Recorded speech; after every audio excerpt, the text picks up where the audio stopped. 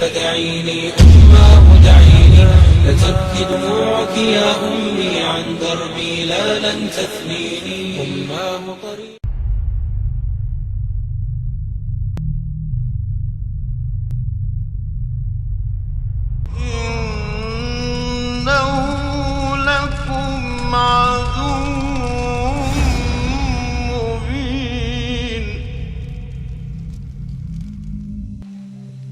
Who is this devil?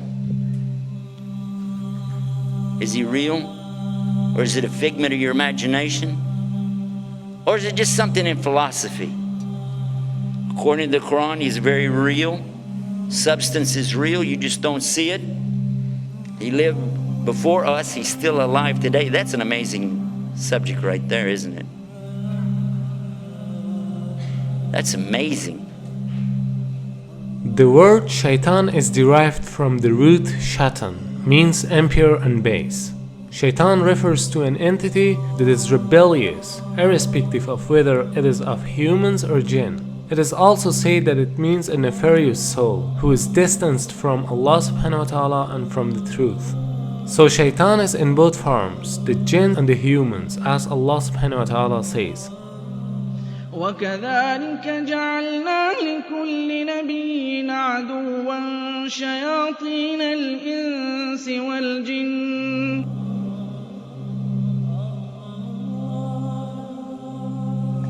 Now what is this about the jinn? Why do you have to believe in that? Well, they're part of something called al-ghaib. Al-ghaib means the things you don't see, the unseen. You agree and I agree, we don't see Allah. Okay, so he's in the ghaib, the unseen. We agree there are angels and you don't see them. They're in the ghaib, unseen, made out of light. And now the jinn, and we don't see them. They're also in the ghaib. They're made from a fire which has no smoke to it. And if fire has absolutely nothing like smoke to it, or that it could be that you don't see that either. There's heat that you don't actually see, isn't that true? The both kind of shayateen are trying to lead people to evil deeds. The jinn kind of them are whispering to your hearts so that you can't see them or hear their whispering. And the human kind of them are whispering to your hearts in a way that you can see and hear but not realize it as whispering. And he can be anyone, even a friend of you who suggests you for drinking alcohol or any other kind of evil deeds. As far as the question is concerned with Iblis, it should be noted that Shaitan is a common noun, whereas Iblis is a proper noun. Iblis is also from among the jinn, who was the first creature that disobeyed Almighty Allah's command. We don't see the jinn, but we said that they have choices, and they were making choices even before Adam or human beings were ever created. And their choices were sometimes good, sometimes bad. From them comes the one we call Lucifer or Iblis. And who is that? Who is Lucifer? Who is Iblis? You might say he's the devil, the Satan or Shaitan, as he's called in the Arabic language. But actually, he started out as a worshipper of Allah. And he was worshiping and praying to Allah and extolling Allah to the extent that Allah raised him up to be even with the angels. Now remember, this guy Iblis is not an angel.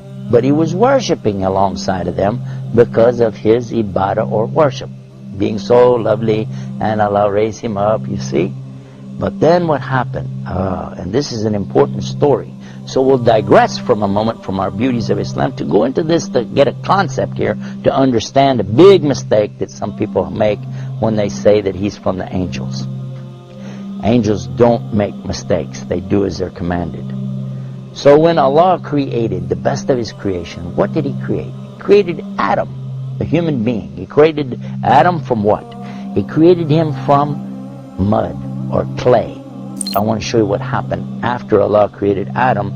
Allah ordered all the angels, bow down. And all the angels did because they have to do as they're commanded. And they bowed down. All of them bowed, except Iblis. He didn't bow down. Now if you read this in context, you understand that he was not an angel. But if you just read the words, all the angels bowed down except Iblis, you'll say, well, see, that means he was an angel. But otherwise, in the Quran, we find in other places that Allah said he wasn't an angel, but he was from the jinn. and he's created from a smokeless fire. And that's exactly what he said. You created Adam from mud, but I'm created from something better, from a smokeless fire. So I refuse to bow down. Why? Because I'm better than him. I am better than Adam, and I refuse to bow down to him. And by so doing, he disobeyed Allah. And whoever disobeys Allah, he's in trouble. But especially if he does it out of his arrogance and his pride. I refuse to obey because, I know better. And in this way, he put himself in the worst possible condition with Allah. Allah condemned him to hell forever. And he said, I don't even care. Just let me take him, meaning Adam, and his children along with me to hell. What? For what? Because of this thing called pride or arrogance. Kibr in the Arabic language. And what is kibr? And kibr is something comes from kabara. Kabara is the root of the word akbar. And only Allah is akbar. Allah is greater and greater and greater than anything. But a human being has no right in front of Allah or anything it's created.